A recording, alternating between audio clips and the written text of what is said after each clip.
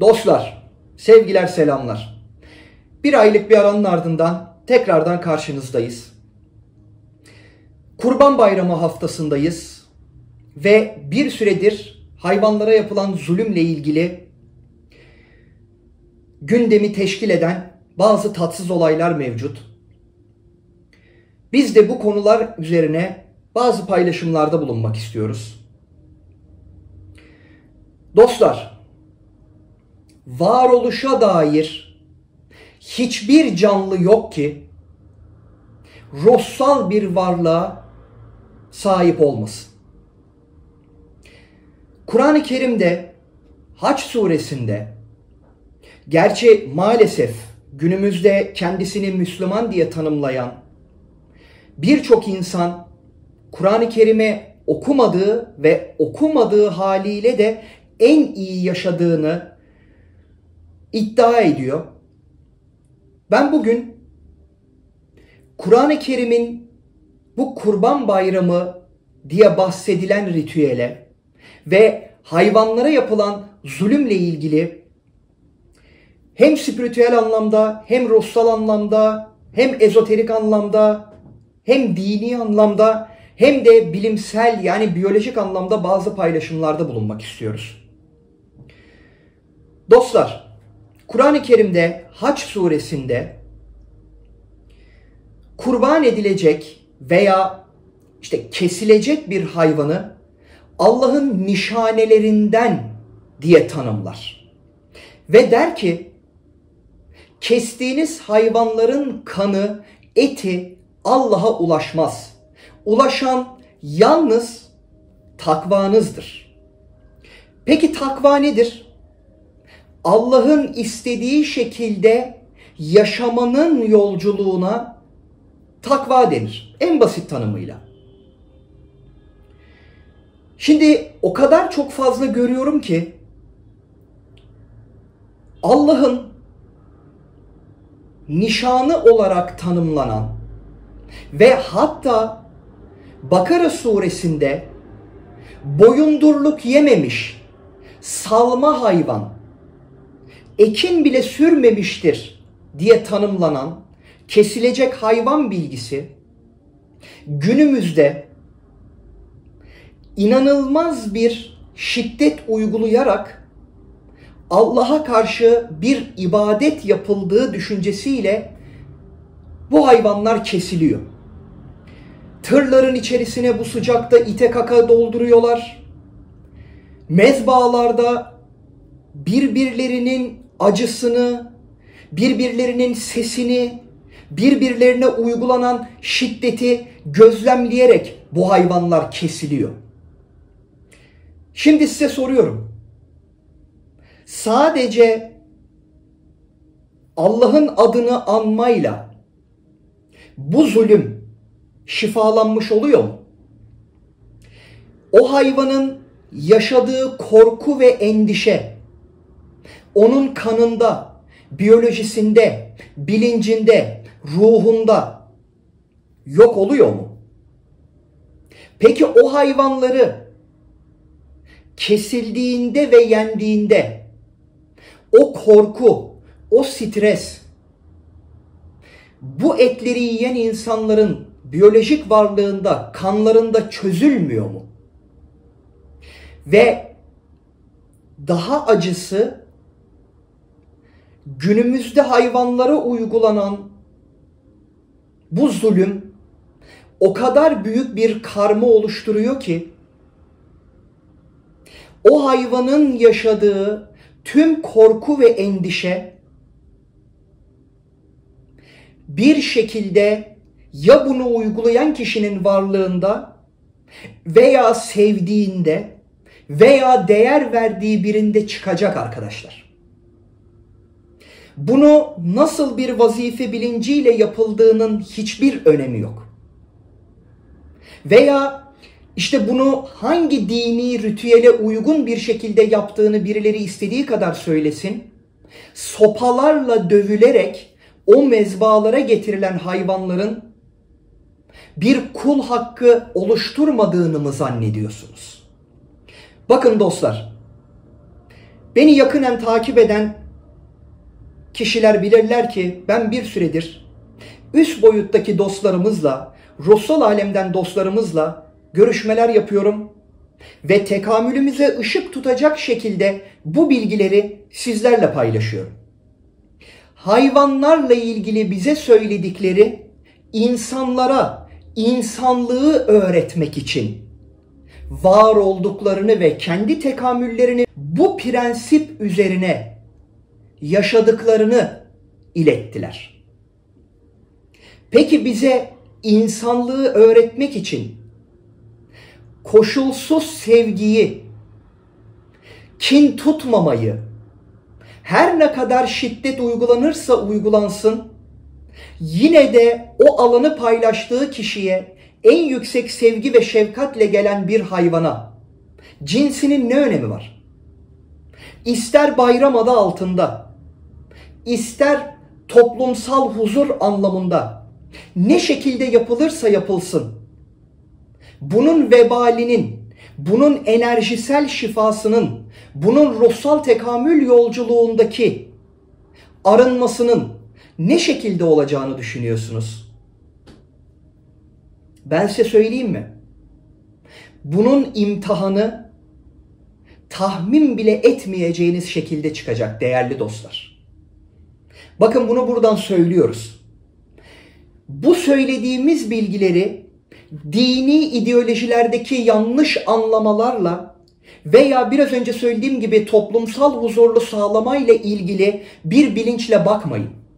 Ruhun meşalesi olan vicdan ve akıl prensipleriyle bakın.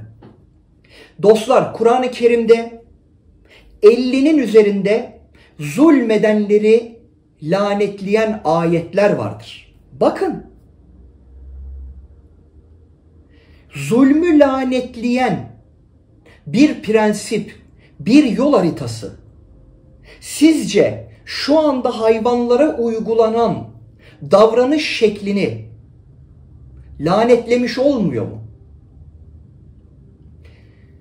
Bakın dostlar, eğer Kur'an'da kesilecek hayvanla ilgili boyundurluk yememiş, herhangi bir toprak sürmemiş bir hayvan tanımı günümüzde ne hale geldi?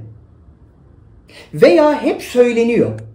Hazreti İbrahim işte rüyasında oğlunu görüyormuş ve bu sebeple işte kurban kesiliyor. Dostlar, o ayetin devamına bakarsanız teslimiyet bilgisinden bahseder.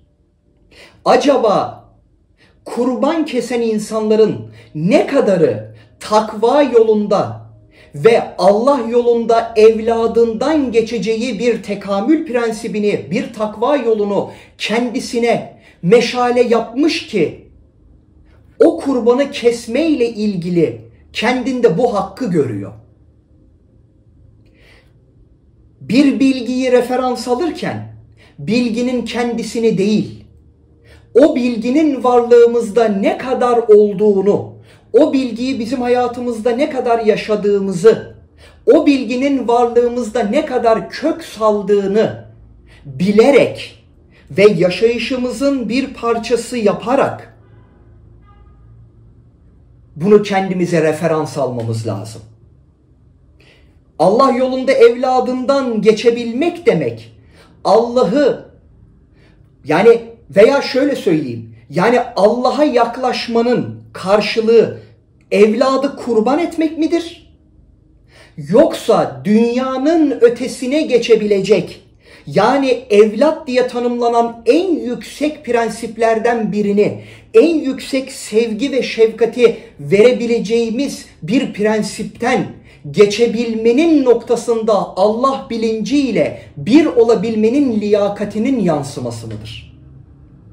Yani bunun karşılığı sizce bir hayvan pazarından bir hayvan alıp bunu kesmek ve bunun gereğini yaptık, oh tamamdır deyip kavurma kaynatmak mıdır?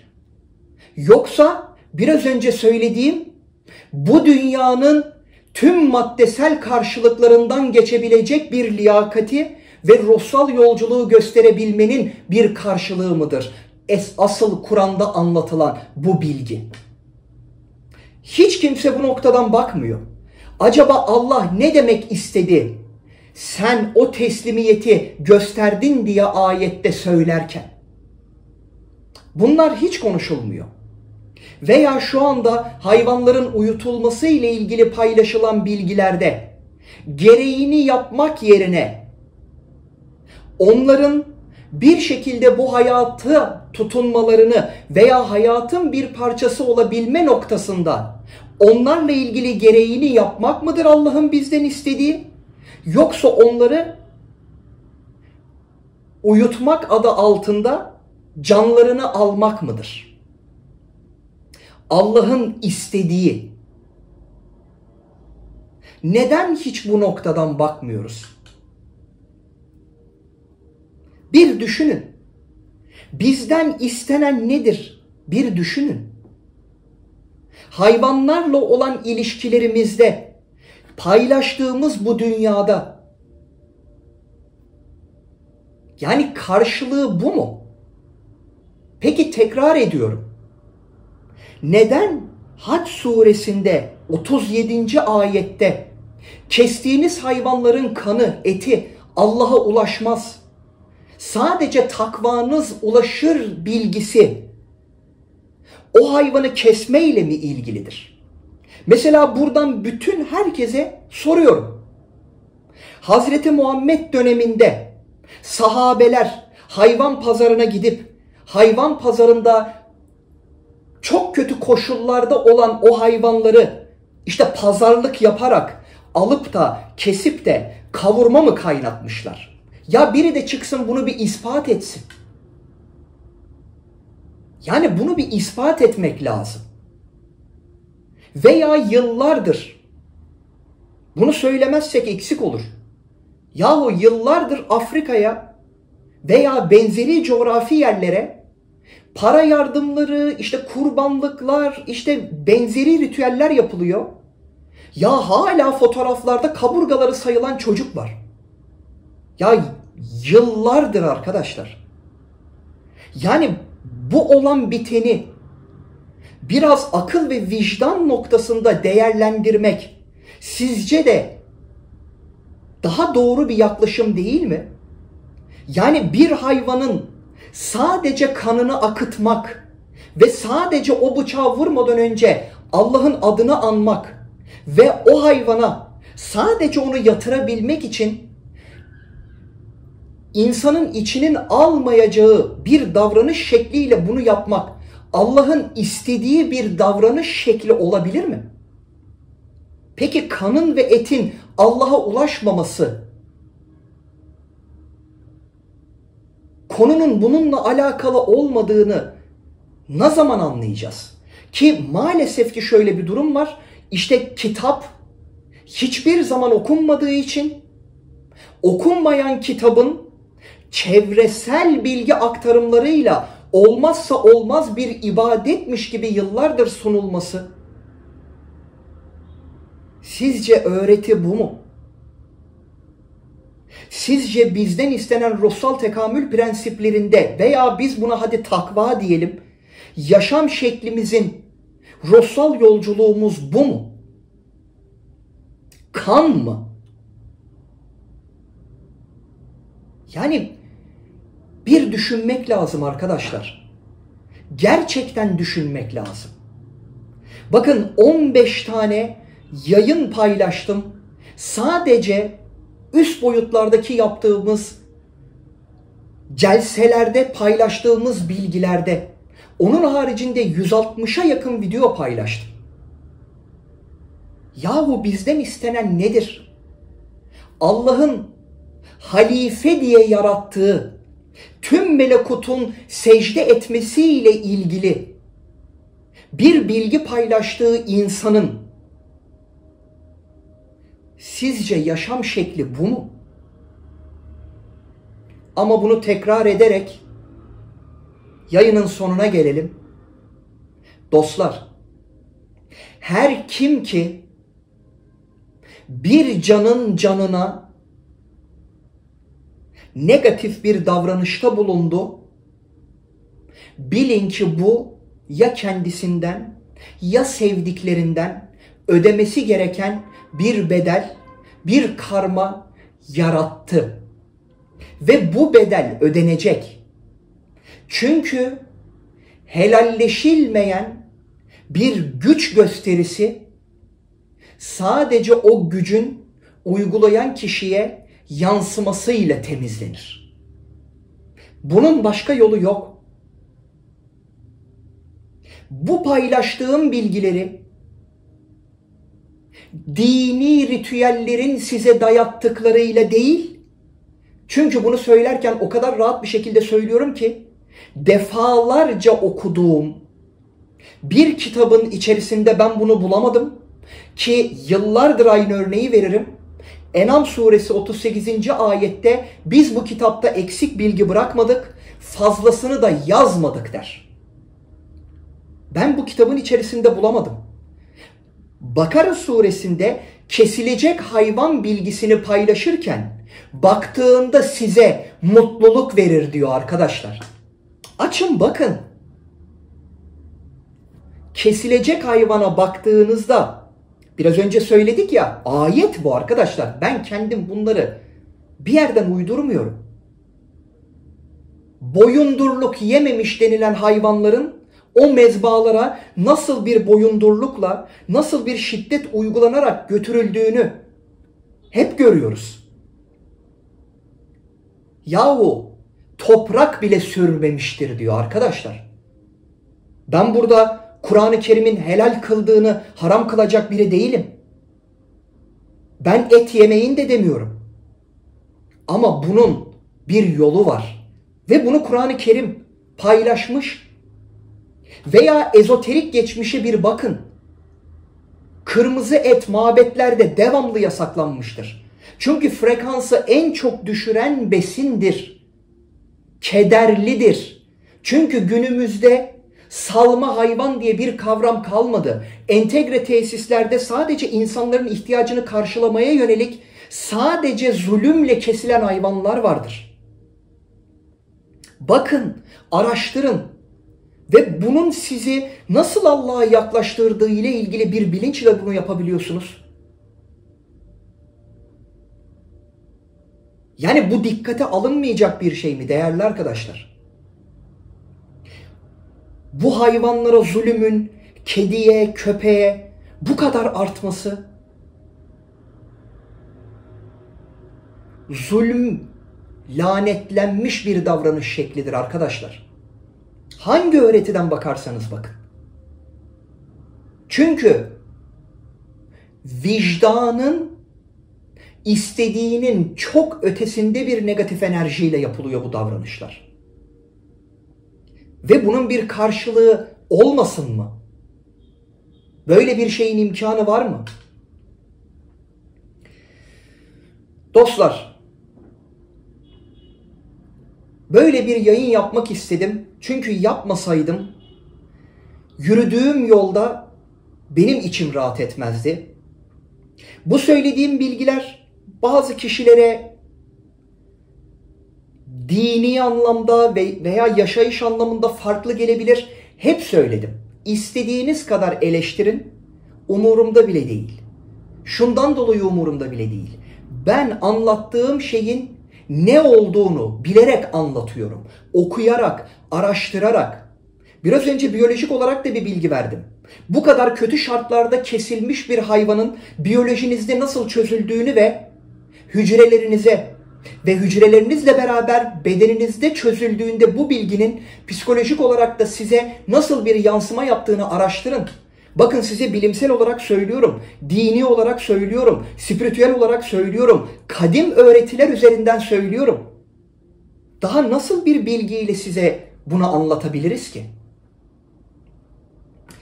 Evet arkadaşlar, bu paylaştığım bilgiler umarım bir nebze insanlarda hep temenni ettiğim gibi yeni bir bakış açısı yaratır, bir farkındalık yaratır ve içerisinde bulunduğumuz bu döngüye ait yeni bir bilinç hali yaratır.